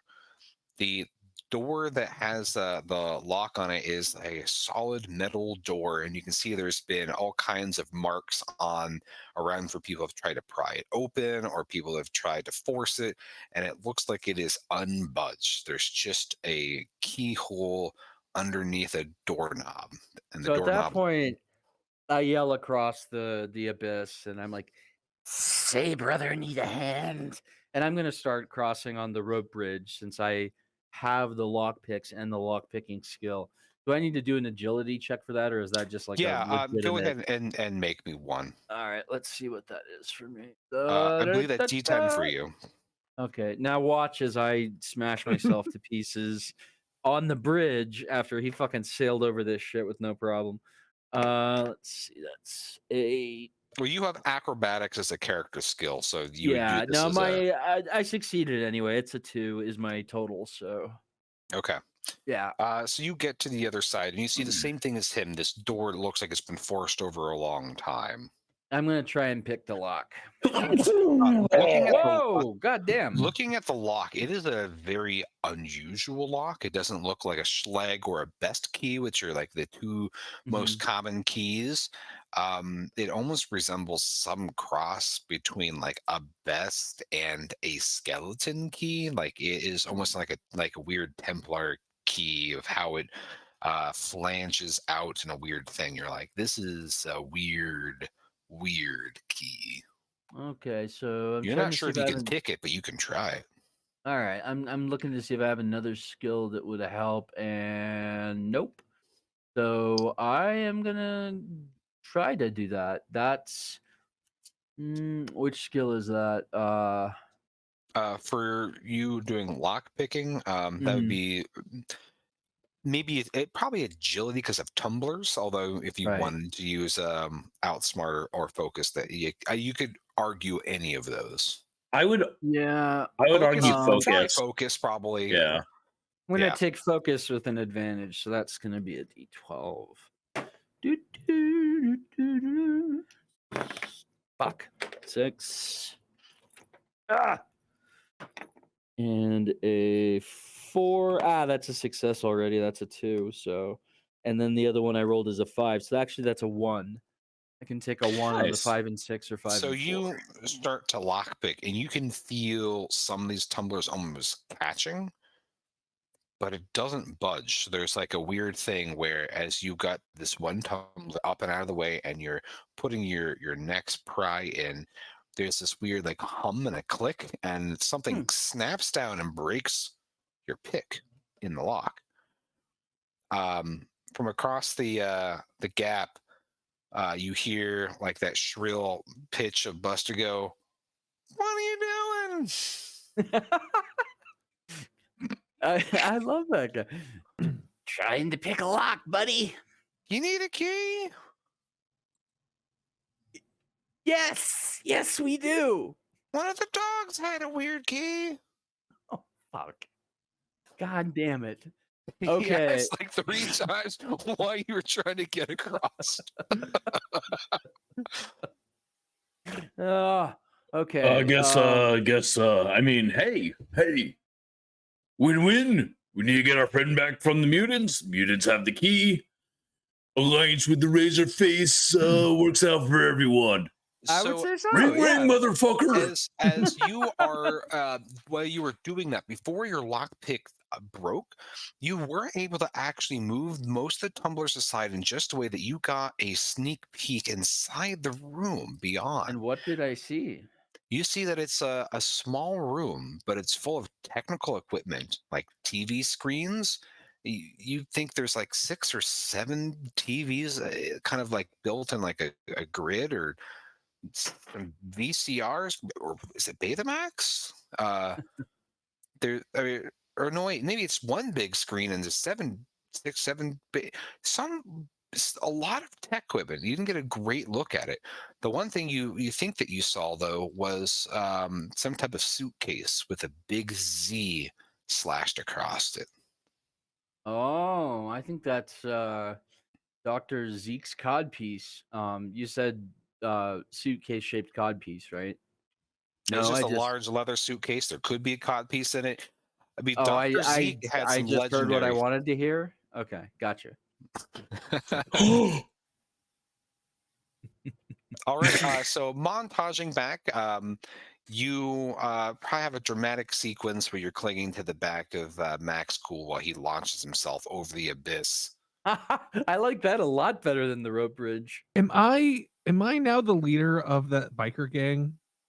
I think he. So when you yeah. Oh when my you god, that's a good point. Actually, no, because he didn't ride. Like, they're a bike that's specific. Jump it on your bike, though, isn't it? But Well, I when think you that when you means he come ascends from back, king to emperor or something. do you what? So do you make that point when you come back across? So when we get there and we're coming across, like, oh yeah, jump your gap. Not a big deal. So Joey looks at you like the entire time. He is so. Are you playing it cool, like cool? Or are you being like, playing yeah, it I'm Maxx actually a Cool. leader? I'm playing it Maxx Cool. It's You the know only what? way. Let's go I- ahead and roll me a convince check. Let's just Okay. see, because you could Convince. rightfully We make a could claim. I mobilize never the whole thought of that. goddamn army. We could mobilize all the razor Yeah. blades. Get them revving down in those sewers. At least get some bikes, you know. That's 1 and a 5, so 4. But keeping it cool is one of your character skills. So that's an advantage. You get can to roll one other again. die. Pick which one you want to re-roll. Got worse. What did you get? I got a 6 instead of a 5. Well, wait a minute. What was that? Wait, Wait a is it a difference of 1 now? Okay, so I physically picked up the die that was a 5, You said and then I Doesn't rolled matter. that. Oh, well then, yeah, it's 1. Sure. So that's a success. Yeah. I'll let it slide. Yes. So you were able to argue that you should be the rightful leader of the Razor Faces, and there is some grumbling as the Razor Faces start to accumulate, and they're like, technically no one's made the jump before, and you've made the jump, but on foot. That either makes you the worst razor face in the history of the razor faces, or the Maxx Coolest of razor faces that ever razor faced. We will Come on. we will make a formal declaration later, but for now, you will be considered a interim leader for sake of this. As May I we make have one aligned point? goals. Well, May I yeah, make one point to that mutant sure. leader? I would say that an alliance between our gangs into one mega gang could be very beneficial, and also, and I'm pointing at Maxx Cool, who's just like looking damn cool, and I say like, do you think that a motorcycle is going to slow that motherfucker down? There's like a weird hushed awe that falls over everything. Even the perpetual din of the banging and thrashing that's in those garages just stops. And there's like a moment of maybe we should ally forces. What would we call this new gang? Let's see. We're the executives? They're the razor faces. There's got to be something that's like the Occam's razor. Corporate face. the Occam's razors. I kind of like that. Maybe just the razors. Maybe we shorten it from razor faces. We should we should Keep probably talk to the Nadine. executives and the razors the razor faces. We should probably talk to Nadine, guys. Yeah, we probably should. Just have But a for the truth. moment, that's a good point. But for the moment, we'll unify our forces and take a war band to go see if we can't haul Willie's ass out of the abyss. Not the abyss, but the highway. So Joey Tempest takes you, and Buster kind of trumbles after you, and I'm in my head. I'm kind of now starting to think of like the Goombas from the Super Mario Brothers. Hell yes. Yeah. And you go. We've got something that's going to be helpful for the mutants. And he goes to one of those 3 bay doors, the garage doors, where there's all of that absolute hell ruckus coming from. And he bangs on the door and lifts up the door just a bit and says, "Boys, we have a job for you." And you hear like shit like hitting the walls, stops, and then like this like cacophony of hurrahs. And the bay doors come up, and you see that there are razor faces that are just frothing at the mouth, literally foaming at the mouth, eyes bloodshot, completely roided out, and they are just sort of like hulking, almost like just swollen with just roids and drugs, and they're like, "What do we do?" Kill mutants. Joey explains that this is their berserker enclave, that they rile up in times of dire need and threat. They are the crazy riders. They have bright red visors on their helmets, leopard fur suits, pads made from animal bones, red katanas, and they have bikes that are just festooned with all kinds of grisly trophies. It's one of the Razorface traditions, and anyone in the Razorface can become one of the crazy riders during a time of need. After their drugs and all the drug-laced food of theirs are worn out, they go back to being normal Razorfaces, and someone else takes the role. So I'm really glad that we didn't have to fight these guys and that they're on our side now. I'm glad I'm there to fight the weren't they leader. cool? What we learned from tabletop role-playing games is how to solve conflict through diplomacy and coalition building. And flexing. Also flexing.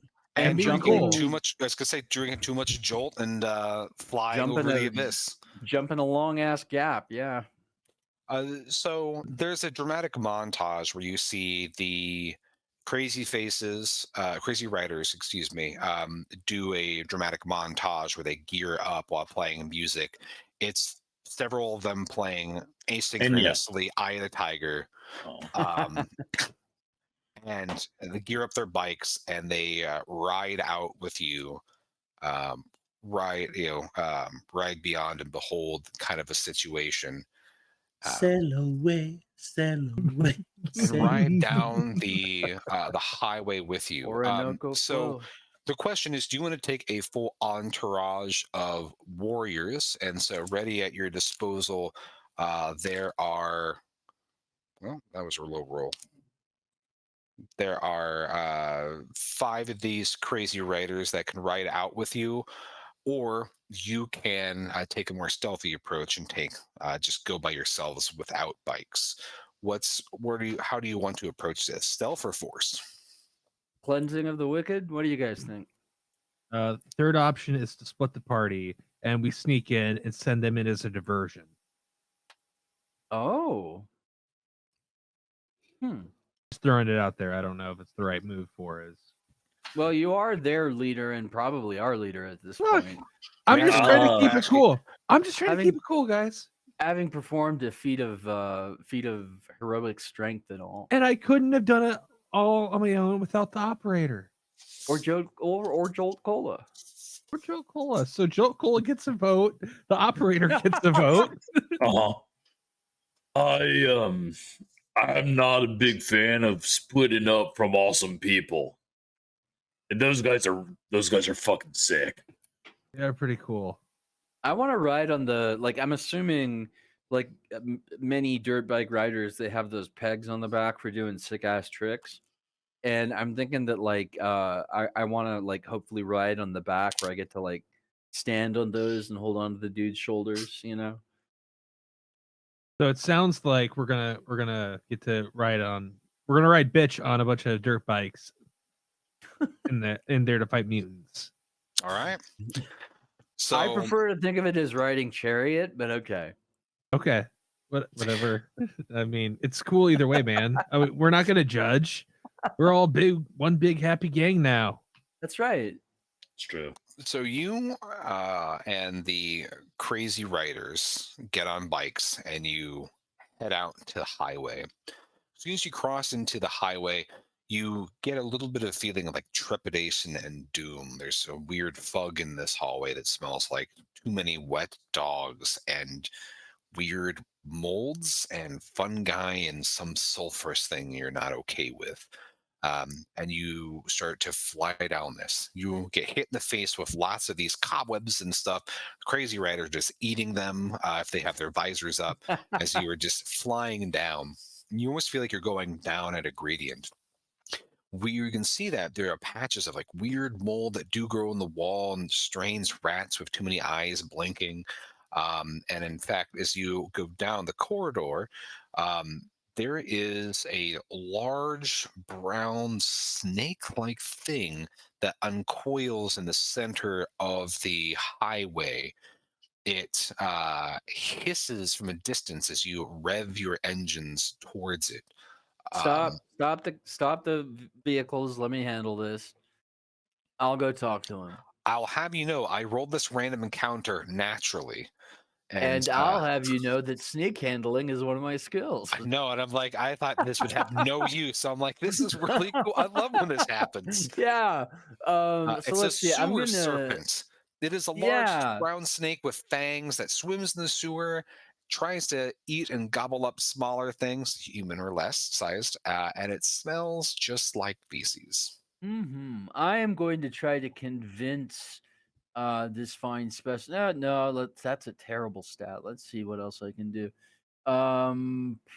You could do move, because if you look at snake, quote unquote, snake charming, it's a lot of hand movements. Yeah, I think I'm just gonna pick it up and throw it way the fuck off into the darkness. Is what I'm gonna do by using my agility check with an advantage for snake handling. That's what I'm gonna do. All right, make it happen. All right, I hope I do, because otherwise I'm probably gonna get bit. Oh, I don't even need to roll again. That's a 1. I am rolling hot tonight. So that is a success. All right. So do you have a witty snake joke or a crikey or anything like that as you do this? A crikey? Yeah, I guess I'll. No, no, I'm on the spot, just like Pat. All Yeah, right. I got So you nothing. just undramatically yeet a snake. You know what? At- It's harder to be a '80s action star than it seems in the movies. Like Yeah. when How you're on the Flungray made spot. it look so easy. He did. Yeah. All right. this will unclog. Yeah, I don't know. So Yeah. you throw the sewer snake out of the way, and it kisses and slurps its way into some type of little outpipe to hopefully pop up into someone's toilet somewhere far away. When you do that, you see that in the distance there are many other blinking eyes of other snakes, and as you've just displayed your prowess, you hear this chorus of kisses, and they scatter away from the I highway. celebrate very briefly by doing the snake on the road, and then get back up and we can continue on our way. As you hop out on your bike, you can see in the distance there is something that looks like holiday lights that kind of going like on a holiday tree of some kind, wrapped around something dangling from the ceiling. Punctuates the gloom of this hallway that otherwise this corridor is otherwise lit by just by emergency lighting. So it sticks out very almost suspiciously. Hop up on your bike, and the rest of you continue. Yeah, like that seems like bait to me. The shiny thing, like almost like something like an anglerfish would dangle out there. Do you or share that with your friends? Yes, I do. Of course, that bait could be poor Willie's remains, his humains. I don't know. What do you guys think? The operator, you're a tough bastard. I think that the best I think the best way to deal with any threat is to call them direct. See that? I think that One I out of the think- three of us knows how to do this shit. I think that when fate is calling, when destiny is dialing your number, the only way to do is to answer and say, no, my refrigerator isn't running. My Great Kaboopon's right here. Up your ass.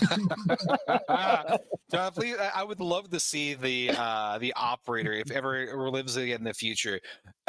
If you have the opportunity to have like a quarter on a string that you like flick into someone's eye, like It's when Maxx Cool trains me to use the yo-yo. yeah, see, yeah, What with I the wanna vending see machine is- hacking. I want to see John do an operator cosplay at KillerCon where he builds a Transformer style. I'd like- love to see that. So the crazy riders are frothing at the mouth, just itching every second you're pausing. They're uncomfortably revving their engines, and they Yeah, just let's- rear forward as let's get you going. go forward. As you barrel down the corridor, you can see closer and closer. Must be some type of bait, because it sure as hell with the dreadlocks and the smashed guitar, it looks like it is Willie. He's gagged at the mouth, and he is descended from the ceiling with those Christmas lights. Off to the side, you can see there's a small room in the tunnel, like one of those access or like little maintenance rooms. And you can just barely hear him over the sound of the engines of him just like muffling something really loud through his gag. Probably it's a trap. So I've got an idea. He could be mouthing, "I have the clap." You can't really tell. Well, everybody knows Both that about could be Willie, true. man. Yeah. So I have throwing knives, and I could probably like fling one and cut his ass down, but like that might hurt him. So I need someone to catch him if I do that.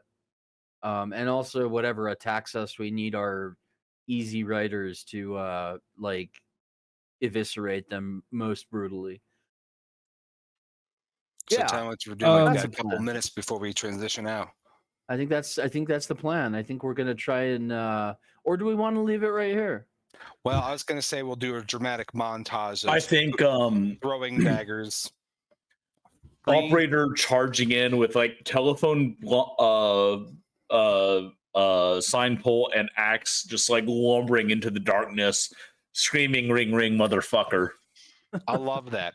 As you dramatically work together to free Willie from the ceiling, you get these, you can see with the headlamps of all of your bikes, red glowing orbs in the distance, and you see that they are the dog heads of the mutants, a large pack of them swarming into you as you take the bait. And of course, true to its nature, as you rip off the duct tape off his face, he screams, "It's the trap! It's a trap!" Yep. He is also itching himself a lot, so he could also have the clap. Could be true. But with that, you see a strange glint of metal on dangling from one of the mutants' necks. And you look at Willie, and he's missing his watch. So with that, with a pack of mutants wielding Uzis and machetes and baseball bats, we will dramatically close here. Then the last thing you hear is the revving of engines and the gnashing of crazy rider teeth as you hear like a cassette tape go into a deck to like play some loud battle music. Beep beep doo. Did any of us have a firearm? Like I had a didn't. gun. Oh, But okay. like when would I have shot anyone with my Well, my desert point fucking is eagle? like anything with Uzis would have fucked us up. I think so. One of you has a Uzi. Actually, you have the Uzi. Me? Maxx Cool. Maxx Cool. Oh, I okay. think. Wait, I thought I had a desert No, sorry. eagle. Maxx Cool has the Desert Eagle. Yeah. Hold up here. Who Hey, has what? A deagle is not bad. Let's see. Oh, I have Snake, an Uzi. you have the Uzi. Shit! I have a shotgun. Holy shit! I didn't know that. We're fine. I would have been shooting stuff all the time. Okay, well, What would you have shot? I don't know. I would have found a way. Shot we solved the abyss. Oh my god, Patchkey, take us to the discussion screen. Hey, we're already there. Oh, thank God. So, obviously we're all having fun, but you know what's not fun? Anti-Semitism. Drugs. Oh. No, I can't say that straight Fuck face. you! Drugs are great. Drugs are Drugs great. are I cool. thought we were going to go straight back into the anti-Semitism. Like, I thought this would be a good teaching moment. No, I was trying to do like the 80s, the more you know, like drugs are cool, thought but about like let's be saying that. honest. Dare to be cool. The only reason, all right, Drugs are totally I'm great. gonna go with So, more for- anti-80s. We have a great European audience, and they may not be familiar with the American anti-drug culture, especially in the Nancy Reagan era. That In bitch. our public education system, there would be drug enforcement officers or ex-addicts that would come and make you sign a dare pledge that would be, I will never use drugs for the rest of my life. It was like They would tell you drugs- how to get the drugs, which is the best And part. As you can see, it worked like a charm. Yeah. You know, I always grew up worried that like there'd be people that would just be on the street, hey kid, you want drugs? And like that just never happens. I But like wish. all the training we You were know given was why? just say no for people offering you drugs on the street. People offering you drugs is people being nice to you because drugs cost money. And and that's an act of hospitality is what that is. Anyway, So let's like look. We can all agree that the safe and the safe use of what you do in your own house is your own damn business. So we've had fun tonight. Even 80s theme? We are going into, there are 2 more weeks left to this month. I can't remember what we're doing next week, but I bet Ian Legends does. of the Lunch Line. Legends Fuck of the yes. Lunch Line. It's going to be fun. We are all going to be lunch ladies. I'm going to sling so don't much miss mashed that one. potatoes. Yeah. It's going to be rad. Kicking ass and cooking tots. It's going to be great. It looks like a super fun game, and we're going to have fun. And then after that, the 4 of us are going to go our own separate ways. Kind of decide we're going to talk and like have essentially like hey, here's these categories. What game was best for this? What game was best for this? And at the end of the night, maybe we'll crown it like this is like the game that everyone needs to check out. We'll of have a year-end 2022. review, and we'll talk about some of the Year-end highlights of roundup. Yep. all the It's our different things. reward show Yeah. roundup. Mhm. That will be the 28th. In the meantime, we're all kind of struggling to keep sane as the weather turns cold for some. For me, it's still in the 80s, so it's just a mild chill. I think we've got Um, about 2.5 feet of snow going on now. It's like, Wow. Criminal. yeah, it's Arrest the fucked up. weather. It's Utah. I love it. It's great. I was just going to bring it back full circle and say, you have been watching Alt New York City's Adventure Part 1 Free Willy. And Purchase.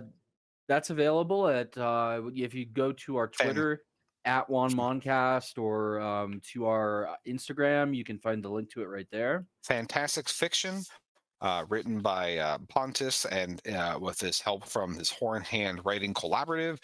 Fantastic stuff on Etsy. It's only available physically. You can't buy it digitally. So, Which I think is actually really dope. And like, Yeah. I'm a guy with a visual infirmity who usually objects to print only, but with game stuff, I love analog stuff. I just think it makes it a little extra special. You know? Yeah, for sure. We have Madness Art Press has a book coming out at 11:55 p.m. Central Time, December 31st, called "The Last 5 Minutes of the Human Race." Read it This while is you can. It is only available in hardback. It is an art book and alphabet primer from Bizarro artist Jim Agpalza and Bizarro award-winning for his book Jurassic Christ, Michael Allen Rose. It is a primer about an apocalyptic alphabet, and it is amazing. It's beautiful. It's $25, so it's a pricey book, but like we went all out. The reason it cost so much is like we're like, okay, hardcover, 100-pound full color gloss pages. Like we made an art thing, Yeah. and we're really excited about it. Holy shit, the art is so good. Other announcement, I sent Morka Beans to the printer. Whoa, I thought you said layout wasn't done in the last update. Layout is now done, and Morka Beans, I sent it to the printer, and then I wrote them a very big check that made me hurt in my stomach. Wow. And then John was kind enough to send me a review copy, so you can look for that. I will be reading and reviewing it. Having not participated in its creation, it'll be, well, I was a backer, but and I'm looking forward to that. So you can look. It'll for that be as review on the impartial blog. as my good friend can be. Yeah, He'll be honest. Also on a related but kind of also unrelated note, I got the audio back from John Wayne Camionale for Whispers of the Dead Saint. So Nice. that is happening, and finally on my end at least, I am in talks with a publisher for another IP book. It will be grim and infectious, and honestly, the repercussions could be vast. That's all I'll say on that. If you want to find the four of us chuckle fucks, and you know you do, you can go to wanmoncast.com. Oh, and if you like the music at the beginning and end of our show, that's by Bog Wizard, who makes a coffee. Yeah. That Ian is holding up. Ian, what's the name of that fucking coffee? Where can people fucking get it? So this is Smuggler Coffee. It is a local coffee roaster in Lowell, Indiana. So that's northwest in the region, if you are familiar with Indiana. They do all kinds of interesting small batches, and they have a large barrel age program where they use really cool barrels from Indiana, Michigan, and local environs. So Bog Wizard has their own coffee as Coffees of Doom, and it is aged in a Hotel Tango whiskey barrel. It is a bourbon barrel from Indianapolis, Indiana, and that is an interesting distillery because it was one of the first small distilleries. It was the first veteran-owned micro distillery and one of the first new distilleries in the state that independently operated. So kind of a cool connection there. So it's definitely I'm still doing like tasting notes and smell notes. Haven't brewed my first batch yet, but you can really get that barrel characteristic rye toast, caramelized sugars, the whole shebang. It's kind of a great. medium dark roast. So I'm looking forward to tucking into it. And they still have a couple of copies of Miasmic Purple Smoke, which Barbaria, our theme song, is on vinyl. Go to I can't remember. It'll get the show notes. Don't worry about it. Yeah, go to their Big Cartel site. Yeah. They're on Big Cartel. If you just search for Bog Wizard, pops right up. But again, like in the show notes of the YouTube, and hey, did you know you could just listen to us? Yeah, we're audio only as well. We are once again. Go to your favorite podcast listening device. Look up Wandering Monster / John's Sexy Chest. No, that's not true. And you'll get our audio. As always, whatever media you're checking us out on, whether it's YouTube, Twitch, or podcast, feedback, like the episode, hit subscribe. You should like us. It really helps us grow, and it helps us algorithmically. The algorithm. It helps us invent the internet, though. It prevents global warming, though. It's an inconvenient truth that we need you to click the like and subscribe button. It does help. It really does. And it's important to remember. I just want to say, in this age where billionaires are openly mocking us with their decisions, if you have Amazon Prime and you use that to subscribe for free to our Twitch channel, that is directly taking $5 out of Jeff Bezos's pocket every month and handing it to us. Like, he's getting your money either way. We're currently working on the technology to make it so that $5 on its way from Bezos's pocket to ours actually gives Elon a paper cut, but we're not quite there yet. Like, the technology, there is literally no amount of money I would not pay for that. Yeah, yep. I would pay the $5 we get from people. It's a blizzard of bucks. Friends, thank you so much for joining. Oh, WanMoncast. You can go to our website, WanMoncast. Stop holding up coffee. And you can check out all of our stuff there. Find all of our socials. Check out the WanMoncast on Twitter specifically, because Charles does an amazing job keeping that shit flowing and on fire. Thank you so much for joining us on this consensual journey that we call Wandering Monster. I'm the operator. I was a snake. I've been the brew. And I've just been keeping it cool all night. How cool? Maxx Cool. Maxx Cool. Ring, ring, motherfuckers!